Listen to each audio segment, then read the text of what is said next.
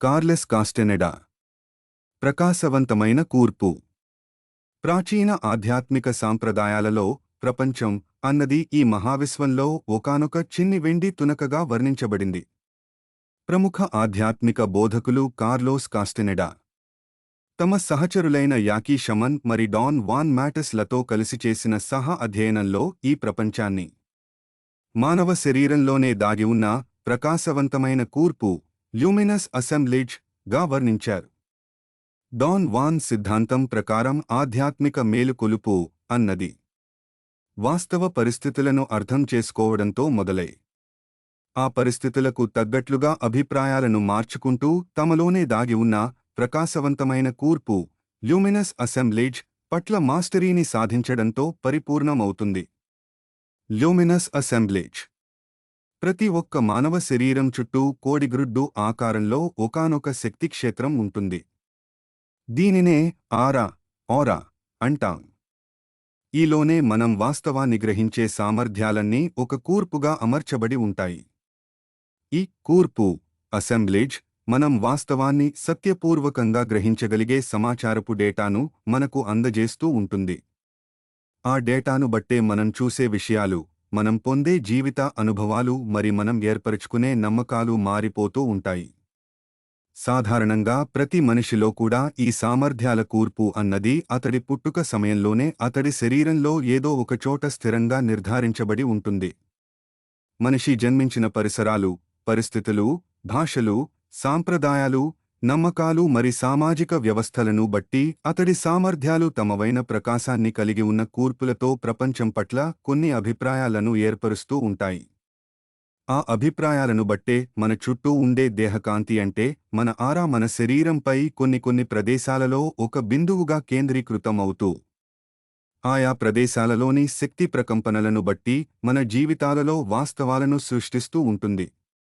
అందుకే మన జీవిత వాస్తవాలను మనకు నచ్చినట్లుగా మనం మార్చుకోవాలంటే రిమోట్ సహాయంతో టీవీలో మనకు ఇష్టం ఉన్న ఛానల్ని మార్చుకున్నట్లు మన ఆరాలోని ఈ అసెంబ్లేజ్ పాయింట్ యొక్క స్థానాన్ని మార్చుకోవచ్చు. టీవీ రిమోట్ను ఒకే ఛానల్ మీద ఉంచితే మనకు ఇష్టం లేకున్నా ఆ ఒక్క ఛానల్లో వచ్చే కార్యక్రమాలనే చూస్తాం. అదే రిమోట్ను ఉపయోగించడం మొదలుపెడితే టీవీలో ఉండే అంతులేనన్ని ఛానల్స్ని మనం ఇష్టం వచ్చినట్లు ఆనందంగా వీక్షించవచ్చు. ఇక్కడ రిమోట్ అంటే ధ్యానం. ధ్యానం ద్వారా మనం మన ఆరాలోని ఏదో ఒక ప్రదేశంలోనే కేంద్రీకృతమై ఉన్న అసెంబ్లేజ్ పాయింట్ను గుర్తించుకుని దానిని స్వేచ్ఛగా కదుల్చుకోగలుగుతాము. ఆ కూర్పు కదిలే స్థానాలను బట్టి మన శక్తి ప్రకంపనలు మార్చుకుంటూ మనం ఇతర లోకాలకు కూడా వెళ్లగలుగుతాము. సరిక్రొత్త అవగాహన సామర్థ్యాలను పొందుతూ అసాధారణ ఆధ్యాత్మిక వాస్తవాలను వీక్షించగలుగుతాము. మన రోజువారీ జీవితంలో కూడా ఈ అసెంబ్లేజ్ పాయింట్ని స్వేచ్ఛగా మార్చుకోవడం ద్వారా మన వాస్తవాలను సిద్ధించుకోవాలంటే మనం అంతర్మౌనాన్ని విశేషంగా పాటించాలి. 3 బాహ్యమౌనంతో పాటు అంతర్గత సంభాషణలను కూడా ఆపివేయాలి. కలల సాధన ల్యూసిడ్ డ్రీమింగ్ ద్వారా పాత భావోద్వేగాలను గుర్తుచేసుకుని విడుదల చేయాలి. మూర్ఖంగా వాదించడాలు, బంధాలలో చిక్కుకుని పోవడాలు మానివేసి నిష్కళంకంగా ప్రవర్తించాలి. ఈ పద్ధతులన్నీ కూడా అసెంబ్లేజ్ పాయింట్ మన ఆరాలో స్వేచ్ఛగా కదలడానికి సహాయపడతాయి.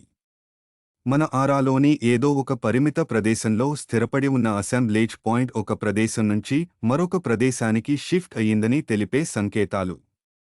విశ్వం నుంచి నేరుగా విశ్వశక్తి మన శరీరంలోకి ప్రవహిస్తున్నట్లుగా అనుభూతి చెందడం. సాధారణ దృష్టికి గోచరించని అనేక తలాలు మన దివ్య దృష్టికి కనిపించడం మరి జ్ఞానమూర్తులైన గురువులు మరి మాస్టర్స్ దర్శనమివ్వడం. వారి నుంచి నేరుగా మన అంతరాత్మలోకి సందేశాలు ప్రసారం కావడం. ఈ మహావిశ్వంతో ఏకత్వపు బంధాన్ని అనుభూతి చెందడం. మన చుట్టూ ఉన్న భౌతిక ప్రపంచం అంతా ఒక కలలా మరి పారదర్శకంగా అనిపించడం. ఆంగ్ల మూలం ద పవర్ ఆఫ్ సైలెన్స్. సేకరణ ఒయు రాము మాస్టర్.